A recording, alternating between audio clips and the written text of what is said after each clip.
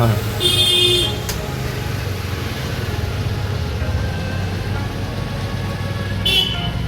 ನಮಸ್ಕಾರ.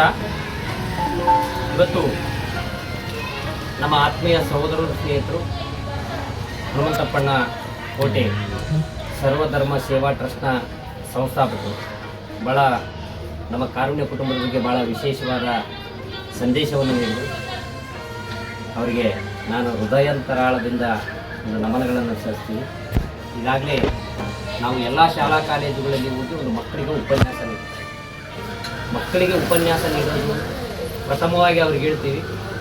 Doctor BR Ambedkar ಅವರು ಒಂದು ಲೈಬ್ರರಿಗೆ ಪ್ರಥಮ ವ್ಯಕ್ತಿ ಹೋಗುವಂಥ ವ್ಯಕ್ತಿ ಅವರೇ ಆಗಿದ್ದರು, ಲಾಸ್ಟಿಗೆ ಹೊರಗಡೆ ಬರುವಂಥ ವ್ಯಕ್ತಿ ಅವರೇ ಆಗಿದ್ದರು.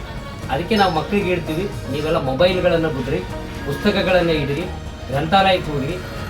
ಡಾಕ್ಟರ್ BR ಅಂಬೇಡ್ಕರ್ ಅವರ ಕಂಡ ಕನಸಂತೆ ಇವತ್ತು ನಾವು ಅವರ ಸಂವಿಧಾನ ಶಿಲ್ಪಿ ಅಂತೇಳಿ ಕರೆಸ್ಕೊಂಡಿದ್ದಾರೆ. ನಿಜವಾಗ್ಲೂ ಭಾಳ ಖುಷಿ ಆಗ್ತದೆ. ಯಾಕಂದರೆ ಅಂಥ ಒಬ್ಬ ವ್ಯಕ್ತಿ ನಮ್ಮ ಇಡೀ ಇವತ್ತು ಜಾತಿ ಧರ್ಮ ಅಂತೇಳಿ ನಾವೆಲ್ಲ ಬಡ್ದಾಡ್ತೀವಿ. ನಮ್ಮ ಹತ್ರ ಯಾವುದೇ ಜಾತಿ ಧರ್ಮ ಇಲ್ಲ. ನಮ್ಮ ಹತ್ರ ಇರೋದು ಎರಡೇ ಜಾತಿ, ಒಂದು ಗಂಡು ಒಂದು ಹೆಣ್ಣು. ಧರ್ಮ ಇರೋದು ಒಂದೇ, ಮಾನವ ಧರ್ಮ. ಇವತ್ತು ನಾವೆಲ್ಲ ಹೇಳ್ತೀವಿ ಮಾನವ ಧರ್ಮಕ್ಕೆ ಜಯವಾಗಲಿ ಅಂತೇಳಿ ಘೋಷಣೆಯನ್ನು ಕೂಡ್ತೀವಿ. ಮಾನವ ಧರ್ಮ ಅಂದರೆ ಮಾನವೀಯತೆಯ ಧರ್ಮ.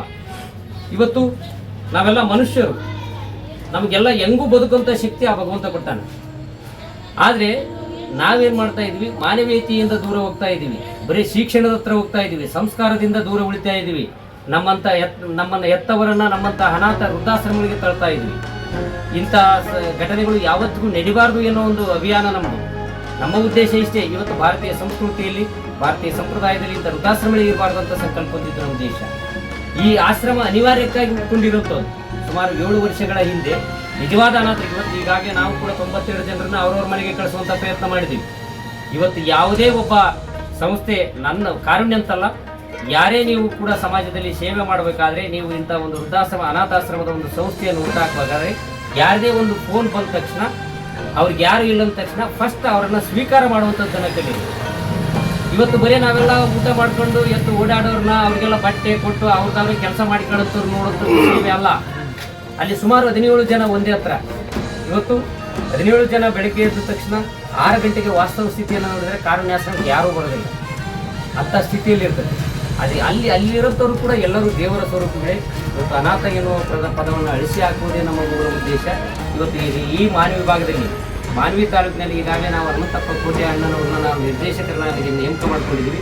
ಒಂದು ದೊಡ್ಡ ಕಾರ್ಯಕ್ರಮದಲ್ಲಿ ಅವರನ್ನು ಕರೆದು ಅವರಿಗೆ ಆದಂಥ ಒಂದು ಗೌರವವನ್ನು ಸಲ್ಲಿಸುವುದರ ಮೂಲಕ ದಾನಿಗಳಿಗೆ ಅವರ ಒಂದು ಸೇವೆಯನ್ನು, ಅಲ್ಲಿ ಬೇರೆ ಬೇರೆ ರಾಜ್ಯದಿಂದಲೂ ಕೂಡ ಬರ್ತಾರೆ, ಅಲ್ಲಿ ನಾವು ಅವರಿಗೆ ಗೌರವ ಸಲ್ಲಿಸೋದ್ರ ಮೂಲಕ ಅವರ ಸೇವೆಯನ್ನು ವ್ಯಕ್ತಪಡಿಸ್ತೀವಿ ಅನ್ನೋ ಒಂದು ಮಾತನ್ನು ಈ ಸಂದರ್ಭದಲ್ಲಿ ಹೇಳ್ತಾ, ನಾವು ಹನುಮಂತಪ್ಪ ಕೋಟೆಯವರು ಈ ಕಾರುಣ್ಯಾಶ್ರಮದ ವಾರಸ್ದಾರರೇ.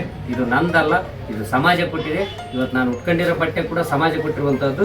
ಯಾವತ್ತಿಗೂ ಕೂಡ ಹನುಮಂತಪ್ಪ ಕೋಟೆ ಅಣ್ಣನವರ ಸೇವೆ ನೀವು ಅಂತೀರಿ, ಇದು ನಮ್ಮ ಸಣ್ಣ ಸೇವೆ ಅಲ್ಲ. ನಿಜವಾಗ್ಲೂ ಹೇಳ್ಬೇಕಂದ್ರೆ ಇದು ನೀವು ಒಂದು ಸೇವೆ ಅಲ್ಲ, ನಿಮ್ಮದು ನಿರಂತರ ಬೇರೆ ಬೇರೆ ಕ್ಷೇತ್ರದಲ್ಲಿ ಸೇವೆ ಮಾಡ್ತಿರಲ್ಲ, ನಿಜವಾದ ಸೇವೆ ನಿಮ್ಮದು. ಇದು ನಮ್ಮದು ಕರ್ತವ್ಯ ಅಷ್ಟೇ. ಈ ಕಾರುಣ್ಯಾಶ್ರಮದಲ್ಲಿ ನೀವು ಕೂಡ ಯಾವಾಗಾದರೂ ನಮ್ಗೆ ಬೇಸರ ಬಂದಾಗ ಒಂದು 2-3 ದಿನ ಮೇಂಟೈನ್ ಮಾಡಕ್ಕೆ ಬರ್ರಿ.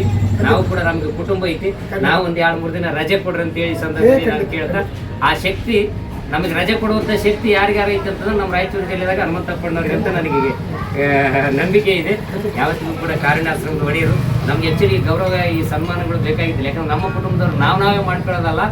ಜನರು ಇವತ್ತು ಕಾರುಣ್ಯಾಶ್ರಮದಲ್ಲಿ ಪ್ರತಿಯೊಂದು ಕಾರ್ಯಕ್ರಮದಲ್ಲೂ ಸಹಿತ ಅತಿಥಿಗಳೇ ಕೂತಿರ್ತಾರೆ ಹೊರತು ನಾವಲ್ಲ.